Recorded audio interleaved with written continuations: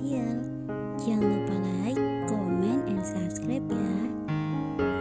Soal kesabaran. Sabar itu luas. Tidak akan ada habisnya jika membahas perihal sabar. Karena sabar akan selalu kita alami selagi kita masih hidup. Sabar juga tidak ada batasnya. Kalau ada batasnya bukan sabar namanya. Islam menyuruh kita untuk senantiasa bersabar.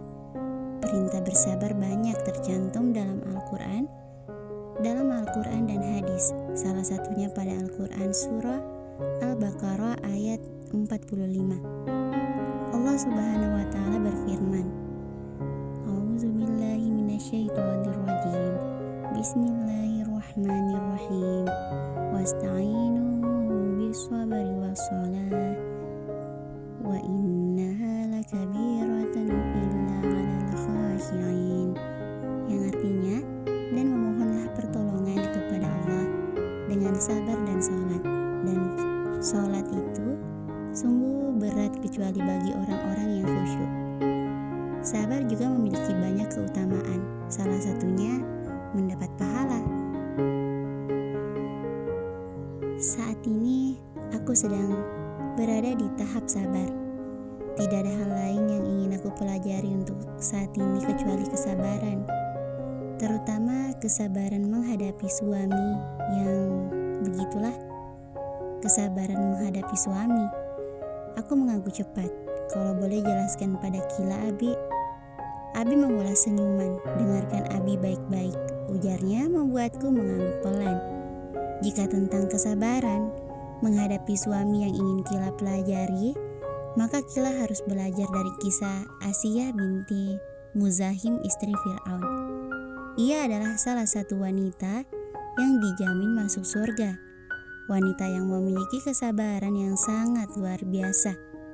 Ia tetap sabar atas semua perlakuan keji suaminya. Asiyah binti Muzahim adalah wanita yang sangat taat pada Allah. Aku mengerutkan kening. Kisah Asiyah binti Muzahim, istri Fir'aun. Abi mengangguk. Mau Abi ceritakan? Mau Abi? Abi mengulas senyuman. Kurang lebih ceritanya seperti ini. Ketika Nabi Musa mengalahkan para tukang sihir Fir'aun, keimanan Asiyah semakin mantap. Keimanannya kepada Allah sebenarnya sudah lama tertanam di hatinya. Asiyah menolak menyatakan Fir'aun suaminya sebagai Tuhan. Dalam tafsir Murrah Labid disebutkan bahwa benih-benih iman dalam hati Asiyah mulai tampak ketika ingin mengasuh Nabi Musa yang dihanyutkan di sungai. Saat itu Asiyah memohon kepada suaminya Fir'aun untuk tidak membunuh bayi mungil tersebut. Bahkan ia meminta untuk menjadikan anak angkat. Asiyah berkata, ia bisa menyenangkan hatiku dan hatimu, maka janganlah kau membunuhnya, karena bayi ini berasal dari negeri lain, bukan Bani Israel. Semoga ia bisa bermanfaat bagi kita. Fir'aun pun mengabulkannya. Setelah Nabi Musa tumbuh dewasa dan diangkat sebagai nabi, utusan Allah, para tukang sihir Fir'aun berhasil dikalahkan. Setelah mengetahui kekalahan tukang sihir itu, keimanan Asiyah semakin teguh. Asiyah semakin yakin bahwa ada zat yang menciptakan dan mengatur urusan manusia, bukan Fir'aun suaminya yang mengaku mampu menghidupkan dan mematikan manusia. Aku terdiam mendengar cerita Abi, mendengar dan menyimak dengan baik. Abi berhenti membuatku mengerutkan kening. Kenapa berhenti Abi? Abi menggeleng pelan sambil tersenyum. Tidak apa. Oke, lanjut. Keimanan Asiyah pun akhirnya diketahui oleh Fir'aun. Setelah mengetahui jelas keimanan istrinya, Fir'aun pun menjatuhkan hukuman dan siksa yang berat. Kedua tangan dan kaki Asiyah diikat. Ia ditelentangkan di atas tanah yang panas. Wajahnya dihadapkan ke terik sinar matahari. Manakala para penyiksanya kembali, malaikat menutup sinar matahari sehingga siksaan itu tidak terasa. Tak cukup sampai di situ, Fir'aun kembali memerintahkan para algojonya menjatuhkan sebongkah batu besar di dada Asia. Nauzubillah, sungguh siksa yang amat berat dan sangat tidak manusiawi. Ketika Asia melihat batu besar itu hendak dijatuhkan padanya, beliau pun berdoa kepada Allah Subhanahu wa Ta'ala. Karena ketegarannya menentang seorang suami yang selalu menyiksanya, Asia pernah berdoa kepada Allah yang meminta dalam surah At-Tahrim ayat 11. Asia berdoa, "Ya Tuhanku, bangunkanlah untukku sebuah rumah di sisimu dalam surga, dan selamatkanlah aku dari Fir'aun dan perbuatannya, dan selamatkanlah aku dari kaum yang zalim." Allah Subhanahu wa Ta'ala memperlihatkan sebuah rumah dalam surga. Asia sangat bergembira. Lalu ruhnya keluar menyusul, kemudian barulah batu besar itu dijatuhkan pada tubuhnya. Beliau tidak merasakan sakit karena jasadnya sudah tidak mempunyai nyawa. Allahu a'lam. Setelah mendengar kisah yang diceritakan Abi, perlahan air mataku mulai menetes. Aku merasa gagal menjadi istri. Aku belum bisa sabar. Aku sering mengeluh dengan perlakuan Kak Rafka terhadapku.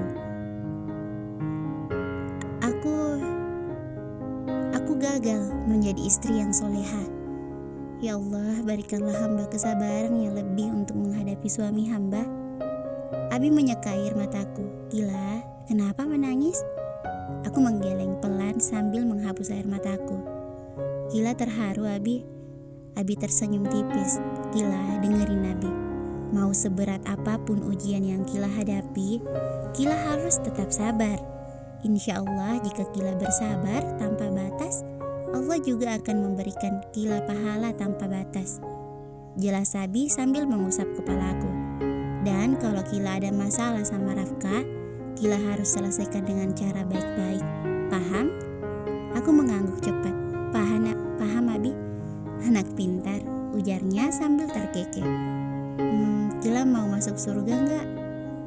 Tanpa berpikir aku langsung mengangguk. "Mau, tapi apa mungkin seorang pendosa seperti Gila bisa masuk surga?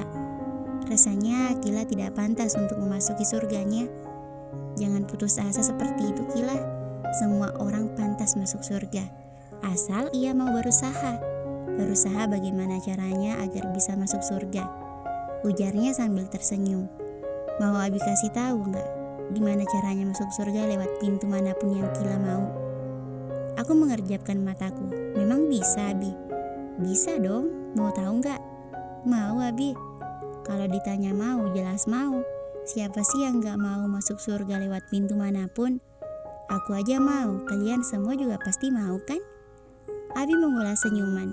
Ada 4 amalan yang apabila dilakukan oleh seorang wanita, maka ia bisa masuk surga lewat pintu manapun yang ia mau. Kedua bola mataku berbinar. Masya Allah, amalan apa saja Abi? Pertama, jika seorang wanita menunaikan sholat 5 waktu. Sholat adalah tiang agama. Sudah menjadi kewajiban kita sebagai umat Islam untuk melaksanakan sholat. Tentu saja sholat menjadi salah satu kunci surga. Jangan berharap masuk surga kalau sholat saja tidak dikerjakan. Rasulullah SAW bersabda, "Sholat adalah tiang agama. Barang siapa yang mendirikannya, maka sungguh ia telah menegakkan agama Islam. Itu dan barang siapa meninggalkannya, maka sungguh ia telah merobohkan agama Islam itu." Hadis riwayat Baihaqi. Yang kedua apa Abi? Tanyaku penasaran. Kedua, berpuasa di bulan Ramadan. Nah, selain kewajiban melaksanakan sholat 5 waktu, kita juga memiliki kewajiban untuk berpuasa di bulan Ramadan. Allah Subhanahu wa Ta'ala berfirman yang artinya, "Wahai orang-orang yang beriman, diwajibkan atas kamu berpuasa sebagaimana diwajibkan atas orang sebelum kamu agar kamu bertakwa." Quran Surah Al-Baqarah ayat 183. Yang ketiga apa Abi? Ketiga, menjaga kemaluannya. Dan yang keempat, menjaga kemaluan maksudnya kita sebagai muslimah harus menjaga diri kita dengan menutup aurat sesuai syariat. memakai pakaian yang longgar, memakai kerudung yang menutupi dada, menjaga pandangan, dan kita sebagai muslimah juga harus memiliki rasa malu. Misalnya, malu jika kita bersama dengan lawan jenis yang bukan mahram kita. Allah Subhanahu wa Ta'ala berfirman yang artinya, "Dan katakanlah kepada para perempuan yang beriman agar mereka menjaga pandangannya dan memelihara kemaluannya, dan janganlah menampakkan perhiasannya atau auratnya kecuali yang biasa terlihat, dan hendaklah mereka menutupkan kain kerudung ke dadanya, dan janganlah menampakkan perhiasannya atau auratnya kecuali kepada suami mereka atau ayah mereka atau ayah suami mereka atau putra-putra mereka atau putra-putra suami mereka atau saudara-saudara laki-laki mereka atau putra-putra saudara laki-laki mereka atau putra-putra saudara perempuan mereka atau para perempuan sesama Islam mereka atau hamba sahaya yang mereka miliki atau para pelayan laki-laki tua yang tidak mempunyai keinginan terhadap perempuan atau anak-anak yang belum mengerti tentang aurat perempuan. Dan janganlah mereka mengentakkan kakinya agar diketahui perhiasan yang mereka sembunyikan. Dan bertobatlah kamu semua kepada Allah, wahai orang-orang yang beriman, agar kamu beruntung. Quran Surah An-Nur ayat 31. Aku mau tahu dong, kali menutup aurat sejak umur berapa? Terus yang keempat, apa Abi? Desakku sambil menggoyang-goyangkan lengan Abi. Abi terkekeh kecil. Iya sabar kesayangannya Abi. Baru saja belajar sabar, sekarang sudah gak sabaran gini, ledeknya. Aku mengerucutkan bibirku. Iya Abi, cepat apa? Abi tertawa puas setelah melihatku merengek. Iya, yang keempat, menaati suaminya. Rasulullah SAW bersabda yang artinya, jika seorang wanita menunaikan sholat 5 waktu, berpuasa di bulan Ramadan, menjaga kemaluannya dan menaati suaminya, niscaya akan dikatakan padanya, masuklah ke dalam surga dari pintu manapun yang kamu mau. Hadis riwayat Ahmad. Aku terdiam sejenak memikirkan nasib rumah tanggaku. Bagaimana mungkin aku bisa menaati suamiku jika suamiku saja memintaku untuk berhenti bersikap baik padanya? Aku merasa gagal sebagai seorang istri. Aku belum bisa berbakti kepada suamiku.